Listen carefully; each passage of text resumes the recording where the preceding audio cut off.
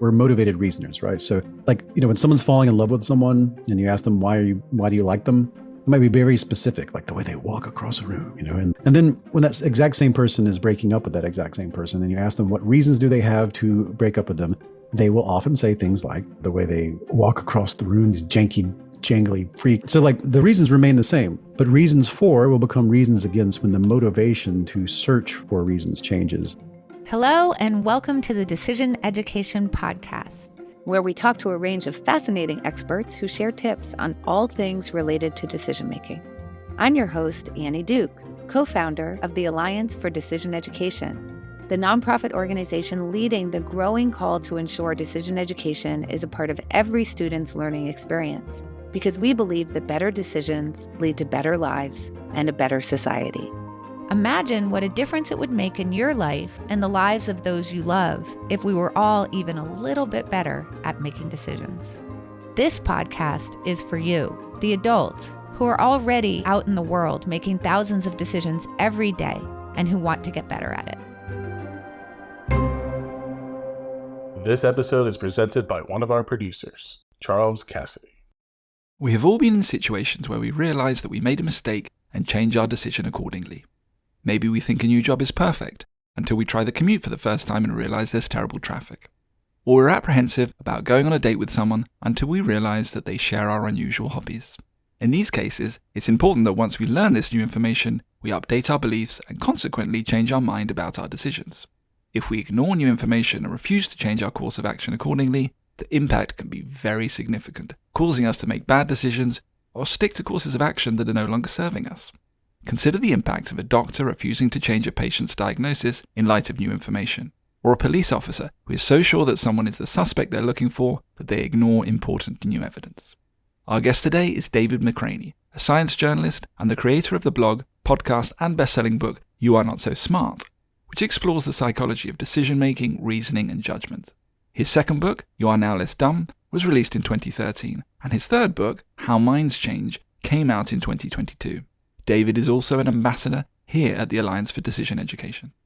I am very happy to be part of this fantastic org who does things that I actually believe in, and that's always the best org to be a part of. So thanks a bunch for having me on the show.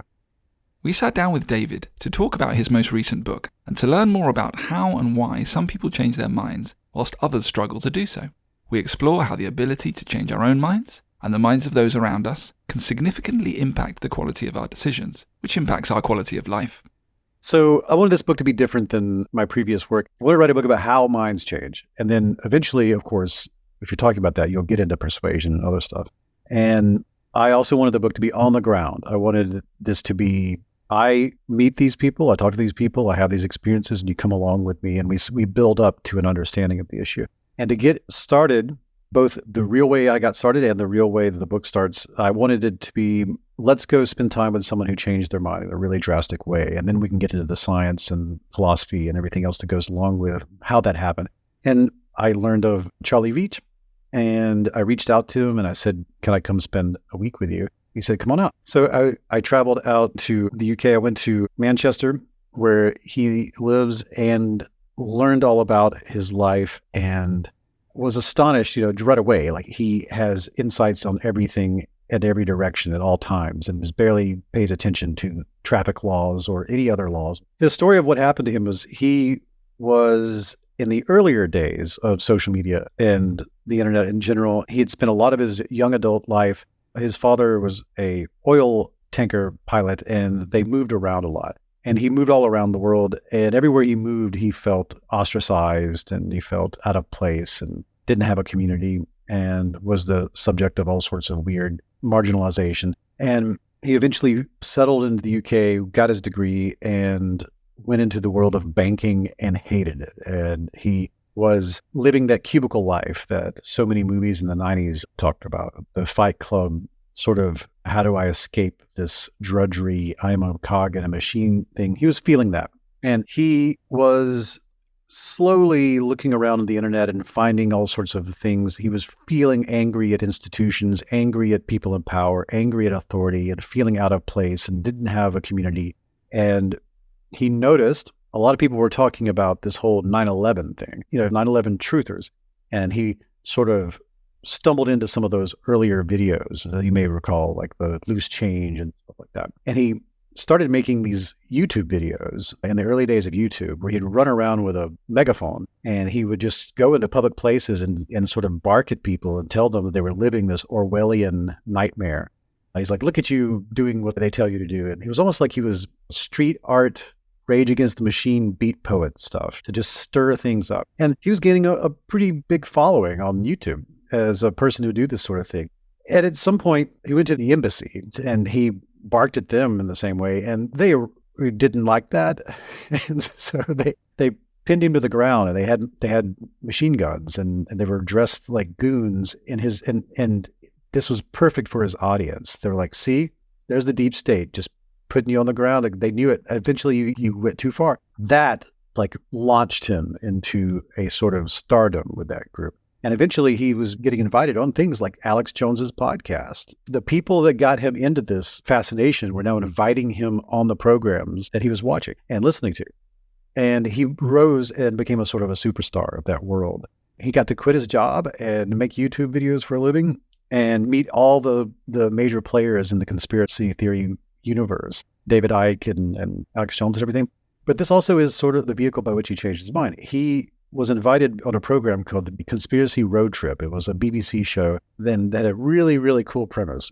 The premise of the show was, let's get a group of conspiracy theorists, and then we will do the thing that everyone wished they could do with these people. We will take them to all the actual leading world experts on whatever the topic it is that they have a conspiracy about. And so for this particular episode, Charlie and several other truthers, 9/11 truthers, they took them to everything. They took them to Ground Zero. They took them to all the ground zeros, to Pennsylvania. They took them to the architects of the World Trade Center, had them like look at the blueprints and talk to them in person. They met demolition experts. They met chemical experts. They met construction experts. They learned how to fly an airplane in a commercial flight simulator and then actually learned how to fly a real single engine airplane and take it off and land it in the New York area. They did everything, right? So in each one of these cases, the experts very carefully explained to them why this could not possibly have been an inside job. And along the way, he started softening a good bit, like because he had very specific questions, like how come it doesn't, if it doesn't melt steel beams, how could it work? And so the demolition experts and architects are like, well, it doesn't have to melt the beams. It just have to bend a little bit. And you have a whole building above a tiny bend, it becomes a bigger bend and then until it comes down, stuff like that. But at some point, they met the actual widows and widowers of people who had died in 9/11. And that was the thing that really got him. He hugged a woman who had lost her husband and it affected him deeply. And when he went to the hotel room where all the other truthers were staying in different rooms, but they would meet up at the end of the day, he was eager to talk to them about that. And when he joined the conversations, they were saying, wow, what a great actress. Can you believe they would hire somebody to do something, all that kind of stuff? The humanity of it didn't make sense to him. And he started to really feel the doubts at that point and look over all the evidence that had been presented to him. And he felt like, look, I was wrong. That's what he felt. Whereas everybody else, they were doubling down. This always happened on that show. The host of the show remarked how that was what made it a great reality show, because you watch it and then at the end of it, they all believed even more than they did before they went in. But not Charlie. He goes to Times Square. He films himself. He does a selfie video where he says, I'm telling you, I went on this thing. It hasn't come out yet. You'll see it later in the year, but I've changed my mind. And if we're looking for the truth, that's what we have to do sometimes. And he puts it on his YouTube channel and goes about his day, but he was absolutely, totally obliterated after that. It started out with a lot of disbelief from people who loved him or the people that were fans. People thinking, what happened to you? How did they get to you? Like, were you ever really you? The conspiracy theory stuff. And it escalated and escalated and escalated. As his partner told me, he said they were just out for his blood. They were contacting her on like private messages and saying like they had a child they were expecting, and they were saying, it's going to be the spawn of a demon. So they just started this whole I want to destroy everything about you campaign. And remember, he hasn't said anything but I was wrong, I changed my mind. But being a prominent member of the community, there was a lot of implication there. And he's a great example of the fear that often drives a person who's fallen into the community of a conspiracy theory or a cult or a pseudo cult or something that's a deeply polarized fundamentalist or a radical position politically even. At some point, there's this maybe not articulated, maybe not salient, but certainly felt, oh no, I better be careful what I say feeling. And he is an example of, yeah, that's a rational, reasonable fear because he experienced an absolute horrible campaign of reputation destruction. And he obviously completely left the community after that. Why was Charlie Veitch different? Did he not have the same fears as others about how the community might treat him once he changed his mind? Or was there another factor that enabled him to change his mind despite his fear? Everyone else who went through the same program doubled down on their existing beliefs. So why did Charlie do the opposite? And if we can identify what made Charlie change his mind, can it teach us how to more effectively change our own minds when we come across new evidence that doesn't fit our existing beliefs?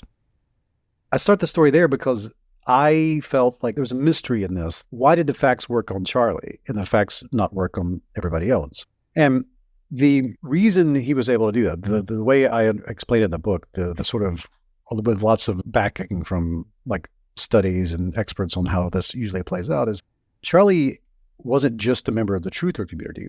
On his rise through conspiracy theory fame, he had become a sort of a darling of another community called just Truth Juice. And this is a group of people who go for like the truth. And it's sort of a neo-hippie sort of thing. He met his partner there, and he was a member of another robust community at the same time. And so he had this social safety net where if he did get ostracized or if he did say something that got him in trouble, he didn't lose his entire community. And that wasn't salient for him. That wasn't something he'd ever articulated, but he felt it on some level. And sure enough, that is what happens in his story.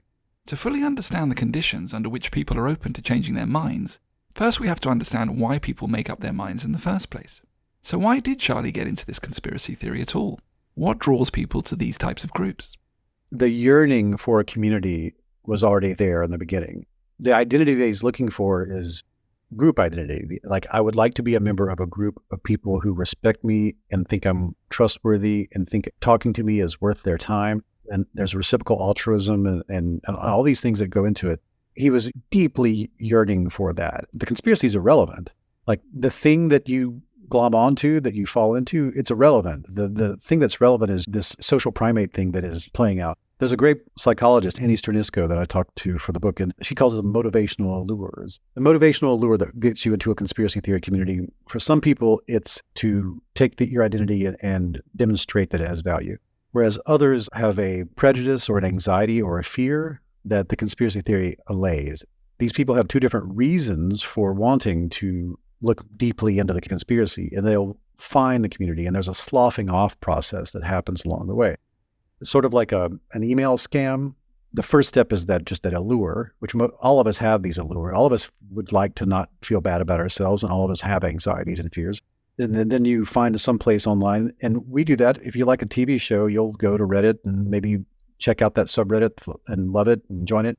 We all do that. But in this case, there's a step-by-step, some people get sloughed off from it. There's another stage where you get very invested in the community, another stage where you feel like your reputation is kind of on the line when you comment and are commented upon. And another point, you'll reveal who you really are and start posting content about it and really become a member of the community. And at some point, you eventually want to meet people in person. So Annie Sternisko, she compared it to, let's say you're on Netflix and you're clicking through stuff. And one person just loves spaceships and explosions. And they're like, can I find something with spaceships and explosions in it? And they're like, oh yeah, Star Wars, The Force Awakens. I like usually harder sci-fi than this, but I haven't watched it. And that's all I can find tonight. You watch it. And the person's like, yay, that's pretty good. But a whole lot of people like that will watch it and go, okay, I was right. That wasn't very good. So that's the sloughing that's taking place. Another person just is like, they're really into Adam Driver right now. He's dreamy. He's kind of ugly, pretty, just from some angles. He's like very attractive. I want to watch more movies with him in it. Oh yeah, I don't watch Star Wars, but here's the last thing left that I haven't seen. So they watch Star Wars: The Force Awakens. And sure enough, that person goes, no, I don't like this. But a certain portion of the people with that allure go, oh, I didn't know. I like Star Wars. So these two different people with these two different allures, they go to the next level. They go online and find some people talking about Star Wars. They get a little deeper. And then the whole thing plays out like I described earlier. They eventually find themselves at a Star Wars convention, cosplaying, starting out with two completely different motivations, but ending up in the same group and having the same group identity. And at the point that you move from the motivation had something to do with anxieties or identity to your motivation is, I'm a member of this group, that's a much stronger motivation. It's the strongest motivation. And Brooke Harrington, the sociologist, she told me if there was an equals MC square of social science, it would be that the fear of social death is greater than the fear of physical death. Once that's the drive that's driving your behavior, everything else is irrelevant. And you can see that it could have been anything. Like, who knows what you might get into that'll funnel you into having a group identity at some point. And once you're in the group identity space, the beliefs, the ideas, the facts, the pages and pages of like stuff that gets spread around, whether it's QAnon or Star Wars, The Force Awakens, it's irrelevant to what's actually driving you every day. It appears that it's our desire for social belonging and acceptance that leads us to find community and adopt the beliefs of that community, regardless of whether it's a conspiracy group or a running club. If we keep this in mind, can it help us to be more wary of the beliefs that our communities hold and potentially to question them? We asked David if he thinks this knowledge has made him less likely to adopt false beliefs and more likely to question his existing ones. I'm more aware of it in myself for sure, with the caveat that a lot of the things that I write about and talk about and have covered, knowing is not half the battle. like there's even a psychological term for that. One of the core truths of the psychology of decision-making and bias and judgment and everything is that the more intelligent you are and the better educated you become, the better you get at rationalizing and justifying your beliefs, regardless of their accuracy.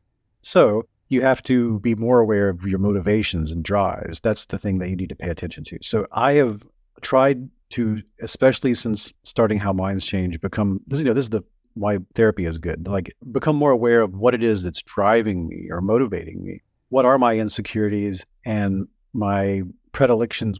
What are the wounds and what is the humanity that's yearning within me that can get me into a good place or a terrible place? If it's untended, and especially if you are really good at lying to yourself or looking away from it, that's where the danger is, right? And you can notice, I think, if you take a minute, especially if you like do morning pages, journal, if you do commit to, if not like legitimate therapy, something that is introspective and cognitive, like becoming honest with yourself in that way, and then noticing when you're straying away from it, because you will. That's important. If you want to like avoid this, becoming an expert is not enough. Like you need to have multiple communities to which you need to move in many circles and enjoy the idea of comparing and contrasting perspectives, and be interested in so-and-so thinks this, but so-and-so disagrees. And then like have this like feel for the debate that's taking place. Because if you get locked into one perspective on it, the moment your reputation is at stake for being for or against something in the minds of the other people around you, that's when the bars start forming around you and the cage starts to really get its grip on you. So, if we want to avoid adopting false beliefs, it seems helpful to make sure that our identities are not tied to one group alone, but rather we belong to multiple communities so that we feel safely able to question the beliefs of the group if we want to. Just like Charlie belonged to both the Truther and Truth Juice communities, which were founded on very different belief systems. This advice is helpful when we're dealing with our own beliefs, but what about when we're observing others' behavior? David shared a scenario familiar to many of us, of watching someone we care about falling for someone problematic and then justifying why the romantic partnership is a good choice for them. Everyone has had that experience of someone who's like really falling for someone that you know they ought not be with, kind of thing. You know, the gift and curse of the fact that from the objective perspective, you can totally see a person when they're like being motivated by things they ought not be. But from the subjective perspective, it's like, well, I don't know. It just feels good. Like, I just like it. We're motivated reasoners, right? So like, you know, when someone's falling in love with someone and you ask them, why do you like them? They'll say the way they talk, the way they walk. It might be very specific, like the way they walk across a room, you know, and the music they've introduced me to. Oh my God. And then when that exact same person is breaking up with that exact same person and you ask them what reasons do they have to break up with them, they will often say things like the way they talk, it's so grating, the way they walk across the room, this janky, jangly freak, and then the stupid music they put on in the car, and I can't even go anywhere with it. So like the reasons remain the same, but reasons for will become reasons against when the motivation to search for reasons changes. What can we do to help others who have adopted false beliefs? How can we help them to reevaluate and hopefully change their minds? I would say I'm way more aware of it now, and I'm also more frustrated by how it can't be attacked head on. You have to consider more the attitudes and values and motivations and drives that are leading people places than just, is the reason you're falling in flat earth because you are fearful of and have anxiety about institutions and governments and authority? Or is it more that you don't feel validated by your immediate social circle? I still want to introduce people to critical thinking and skepticism and all these things that are important. But this other thing, which requires this incredible empathy and emotional heft and labor, as a man who, as a Gen Xer, as a person who grew up in the Deep South and the West and the United States, like there are a lot of barriers culturally to crossing the line and offering that kind of support to other people. And you have to really put effort into that. I also want to point out that Charlie, it wasn't hugging the widow that changed his mind, but that had to happen. It was that he had affirmed his values and identity with another group of people. And there's a robust psychological literature on this. There's some great studies into it too, where they'll give subjects, they'll divide them, and one group of subjects gets their values affirmed and the other group does not. And then they get something that they're very tied to or connected to, it's attacked by evidence that suggests maybe it's a bad thing. It's like political ideas or wedge issues and stuff. And the people who have had their identity affirmed ahead of time are much more likely to carefully consider the evidence and then update their priors. Whereas people who have not had that treatment will push back really hard and feel not just threatened, but insulted, and they get angry. And you can affirm identity all sorts of ways. Like you tell people, like, what are your thoughts on this? Oh, that's a great, there's many ways to affirm that you are doing a good job of expressing and holding up your values. That's what had happened to Charlie without his knowledge. Like he wasn't aware of it. He had not introspected upon this, but yeah, Truth Juice did that for him. The things that actually he cared about in this world and his core values were being greatly affirmed there. And so he was open to that hug, that embrace. He was open to the demolition expert taking out some Legos and demonstrating how buildings work in a way that the others were not. And that was why those things could affect him and they didn't affect the others in the same way. They couldn't afford to change their mind in the way that he could. I spend time with people who've left like Westboro Baptist Church and other conspiratorial communities and cults and pseudo-cults. And everyone who off-ramped out of one, same story almost every single time. They had someone from another group or another community, an outsider, even people who opposed them maybe, presented themselves as an empathetic, non-judgmental listener, or they were invited to meetups or hangouts in a way where they weren't confronted with arguments. They were invited to conversations outside of the conversations they were having. And that's what started to construct their off-ramps out of the thing. David suggested that in order to be open to changing our minds, we need psychological safety. We need to feel affirmed in our identities, a sense of belonging, and to feel that belonging is not called into question when we reevaluate things or change our minds. So if we want to convince someone to change their mind, or at least to reevaluate an existing belief, how can we do that? How can we help create the right conditions where they feel safe doing so? It might not be as simple as we think due to the backfire effect. Anyone who's a fan of the show is probably very aware of the fact-based approach not necessarily working all the time. If you've ever attempted to dump a bunch of YouTube links on someone or shake your finger at them and say, that's not true, you are wrong, this is what the CDC says about this.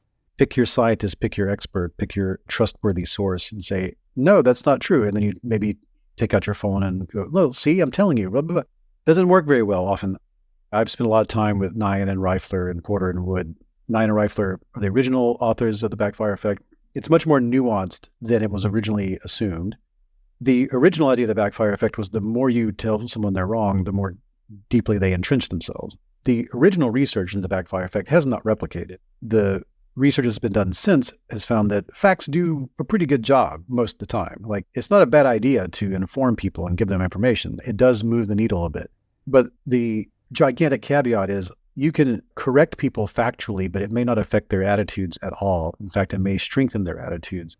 The backfire effect, that's where it manifests, is that when a person is confronted with evidence, they may be incorrect about something factually or even attitudinally, but mostly factually, they can very readily update their priors in that regard, and it does not affect the reason they chose those facts in the first place. So that's what Porter and Wood told me. It was like, remember, the facts were irrelevant to begin with. They were just handy-dandy justifications they were using at the time. You delete them, and they'll just get some new ones to replace them. In fact, they might get a few more this time because they're engaged in the process, and they start building an even stronger case, they think. And this is where backfire comes in. It's likely that it can backfire if you try to bombard someone with facts, because they'll just choose new reasons to back up their positions. So what's a more effective way to get someone to try to change their mind?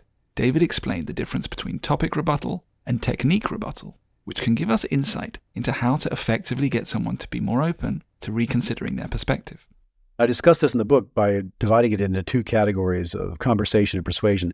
There's topic rebuttal and technique rebuttal. Topic rebuttal is in a good faith environment where people are all playing by the same rules. This is like science and medicine and law and certain academic pursuits. You're both good faith actors who agree that we're going to look at the evidence, and where there's a preponderance of evidence, we're going to suggest that that's more likely, but we're always open to new evidence and we're going to debate and discuss. That's wonderful. It's great. That's gotten us some of the best things that humans have ever done. I love it. I will never suggest stop doing this. When you just walk up to your relative or friend or random stranger or person on the internet, that's not the same environment. And they will slip into all sorts of things I discussed in the book: reactance, backfire, reputation management, and so on. The better approach is to engage in technique rebuttal. And that is, instead of addressing their actual conclusions and opinions, what you're going to address is what systems are they using to arrive at them. Instead of appealing to reason, we're going to appeal to reasoning. And they're different things. Reason is logic and propositions and everything. Reasoning is reasons I came up with to justify and rationalize my thoughts, feelings, behaviors, plans, and goals. So David highlights two different ways to try to persuade someone or to get them to change their mind. The first, used in science, is topic rebuttal. This is where you discuss why the evidence they have presented is flawed, or provide them with new evidence to the contrary. This is what we usually think of when we say persuasion. However, the alternative is technique rebuttal, which is often more effective when we're trying to persuade others. Technique rebuttal involves focusing on what their reasoning is, how they arrived at their conclusions, and getting them to delve into that reasoning and break it apart. This insight is used for deep canvassing and several other persuasive conversational techniques that have been effective in many different areas. David shared more about how he came to see a commonality between a variety of methods of persuasion that have proven effective in different domains. I totally never expected to find all these people, but I'll describe all of this.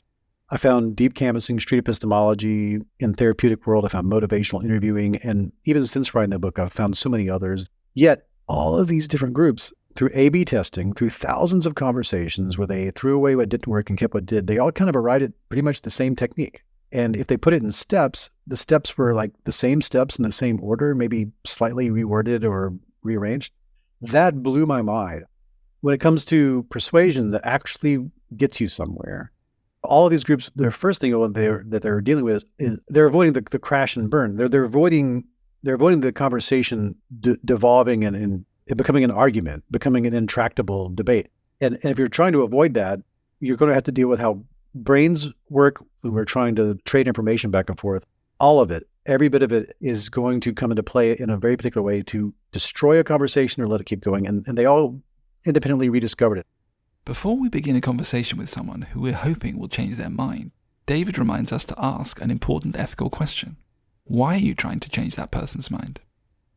I was proselytizing the hell out of this with all sorts of people that I knew. I was like, look at this, it's crazy. And it was negotiation experts that I have worked with in the past who looked at it and were concerned that I was excited about trying to change other people's minds. And I wasn't asking myself, why are you doing that?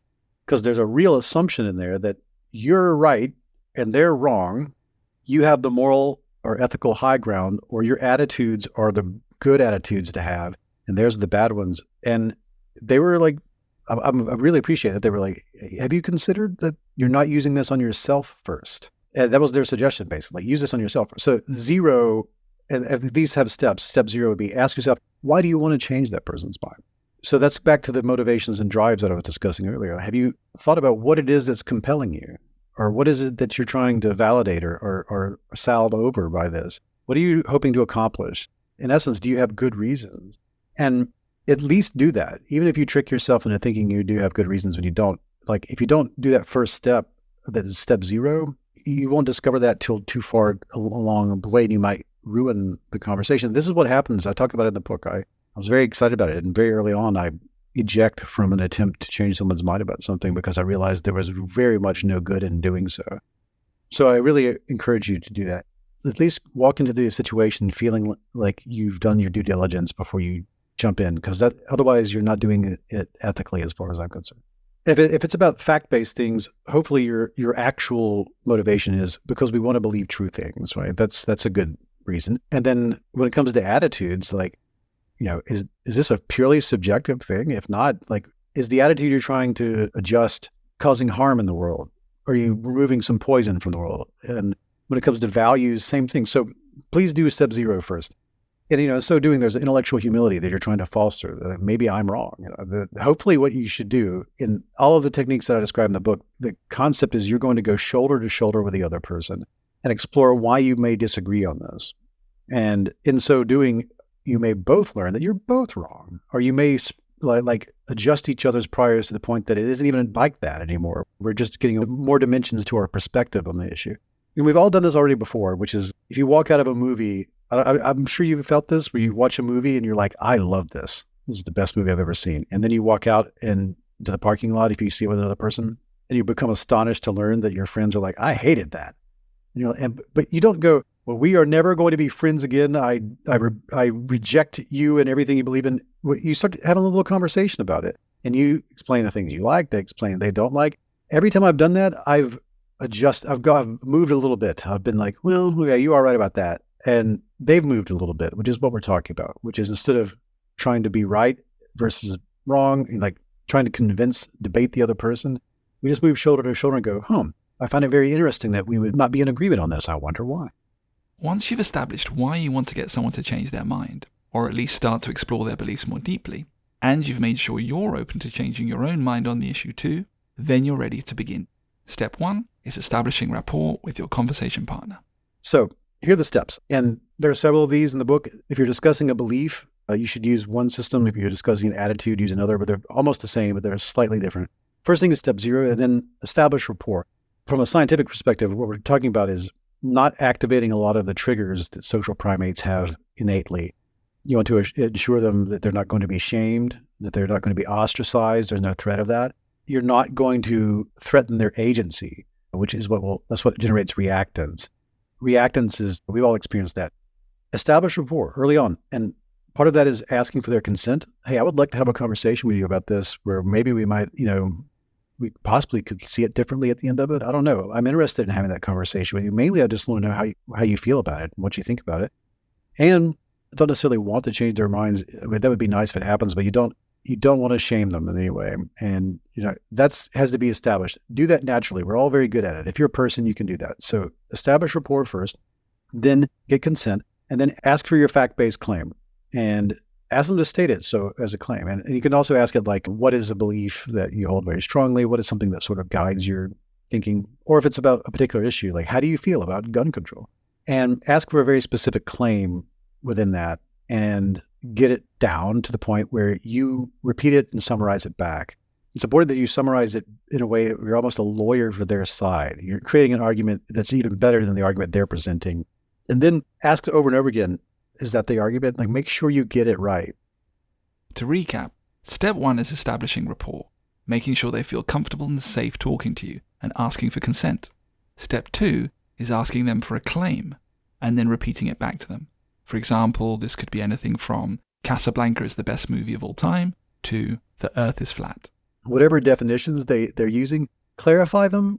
Like, if they say politics, like ask them, like, what is that, what is your definition of politics? Because you don't want to use your definition because it's an assumption that you're having the same conversation when you might not be. Like they might say politics and you're thinking civics and valorum taxes and things like that. And they're thinking circle of dinosaur men eating cigars, cutting the world up into smaller and smaller golf courses. Like, you need to make sure you're having the same discussion. Then here's the magical moment. And all these techniques have this. Most of the time, this entered into the fray because they just wanted to quantify them, to study them, but it ended up being the most important part. Ask for a numerical measure of their confidence or their certainty. And if you're talking about attitudes, it'll be like, where's it at on the spectrum? I did this recently at Bridgewater College. I had asked someone about gun control. So you're asking them, like, on a scale from 0 to 10, where are you on this issue? But if it's an attitude-based issue, you would say, like, 10 means you're very in favor of gun control, to the point that if someone were to say the word gun out loud, and a cop heard it, that person gets life in prison. So that kind of makes 10 off limits. And then 0 is everybody gets an assault rifle in the mail once a week, like for free. That's 0. So where would you put yourself on that scale? That's a way to talk about attitudes. For a fact-based claim, it's more like, how certain are you from 0 to 10? Like the earth is flat. 10 is, there's not a single shred of doubt in your mind. 0, you get the idea. So you want to go 0 to 10, and then you ask the person, what reasons do you have to hold that level of confidence? Now, you don't have to use that kind of language I'm using, but you can be more natural about it. But when I ask, where would you put it on a scale? This is what always happens in these discussions. You get one of these, moments. That's introspection. That's metacognition. And it's magical and mysterious and strange because oftentimes you've never done it. You just walk around with the attitude that you got, and that's as far as you go with it, right? But to be asked, like, okay, well, what would I give it? Like, what percentage, what number? That's different. So you gave it a 7. And I want to note that 7 is not an 8 or a 9 or a 10 in this regard. So I'm wondering, like, why not an 8? Why not a 9? And then we can also go the other side. Like, well, how did it get up to 7? Why is it not a 5? You're actually evoking justifications and rationalizations. You're asking them to employ their reasoning process. And what reasons do you have to have that level of confidence? And then the next step after that is to say, well, what methods are you using to judge the quality of those reasons? And the conversation stays there until it burns out. That's usually almost all you have to do, honestly, strangely enough, because most of us never get the opportunity to introspect in that way. And you just focus on that till the end of the conversation, listening, summarizing, repeating, and stay cordial and acknowledge that you're opening up the floor to have lots of conversations like this. And maybe your only job here is just to give the person that first taste of, oh, I never really have thought about this in any way. So after you have established rapport and they have told you their claim, you repeat it back to them and confirm that you understand what they're saying. Then, identify their definitions and make sure you're using their terminology. Next, you should ask about their confidence in that claim on a scale of 1 to 10. Once they've given you a number, ask them more about their reasoning. Why did they not say higher? Why didn't they say a lower number? Ask questions that encourage reflection and be sure to be open-minded and empathetic as you engage with them. The conversation continues in this vein, and at the end, you should thank them for their openness. So, when can you use this method? Is it just for when you want to change someone's mind in a specific way? And is it always only your conversational partner who changes their mind? David shared more about how broadly this conversational method can be applied. That can be applied to everything that's inside of us. Every opinion we have, every conception we have, every model. There's an opportunity to generate what would almost be considered your first true opinion about that thing. And in this kind of technique rebuttal stuff, that's what especially when I was with the deep canvassing people, went through their catalog, and it was astonishing to watch people. You could YouTube scroll their opinion, and in the beginning, they're like, I'm against it. And then you're at the end of it, well, when you think about it, and they didn't have an actual truly, mature concept of how they saw a thing. And when they did have that mature concept, it couldn't be the same as it was before the conversation. So it changes. Their mind changes. And the idea that this is going to be a 180, that happens sometimes. Sometimes people really do have this epiphany, like, wow, I am not okay with that. And I've done that with movies. I've said, I love that movie. And people are like, what do you like about it? And I just sit there and talk. And by the end of it, I'm like, well, you could YouTube scroll me. Well, actually, I guess I don't really like it that much. So that's what this is all about. And this is a really powerful way to discuss things that are oftentimes third rail or wedge issues. All of a sudden, it's okay for two people who disagree or have different attitudes about something to discuss it. And at the end of it, they have an evolved idea of it. And I'm also noticing, do I share these values? I haven't revisited it in a while. I wonder if it holds up. Here at the Alliance for Decision Education, our mission is to improve lives by empowering students with essential skills and dispositions for making better decisions. So we asked David what he thinks the impact on society will be when the Alliance succeeds in its mission to ensure decision education is part of every student's learning experience.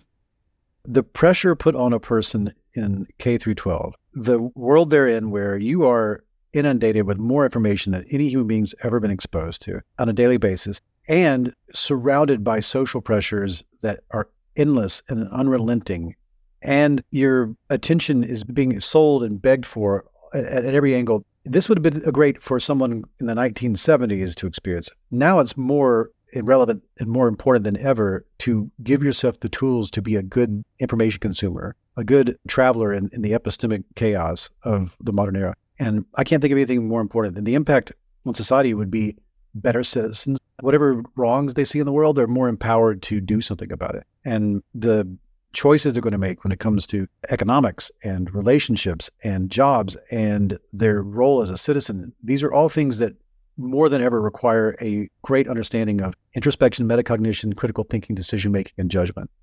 We also asked David what he thinks the most important decision-making tool is that he would want to pass down to the next generation of decision-makers. I mean, I have so many ways to answer that. Like, there are all these things you should know about yourself, like pluralistic ignorance and confirmation bias, all that stuff. But there's this one simple thinking tool that I got from Will Storm, and I'll just ask you to do this first. This is your introduction to the whole thing. Just do this on yourself. Ask yourself, are you right about everything? Most people are going to say no. So ask yourself, am I right about everything? And if your answer is no, ask yourself, what am I wrong about? And if you've already admitted that you aren't right about everything, that means you must be wrong about some things. And it should freak you out that when I ask you, what are you wrong about? You can't tell me.